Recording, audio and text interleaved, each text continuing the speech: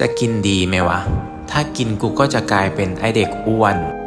แต่มันก็น่ากินอยู่นะ หรือว่าจะกินดีวะ ไม่เอา รอบนี้ตั้งใจจริงๆแล้วว่าจะลดความอ้วนให้ได้ แต่ก็ซื้อมาแล้วนะ ถ้าไม่กินมันก็เสียดาย หรือจะลดพรุ่งนี้ดีวะ วันนี้กินแล้วพรุ่งนี้ค่อยลด ไม่กิน ไม่กิน ไม่กิน รอบนี้ตั้งใจแล้วว่าจะลดน้ำหนักให้ได้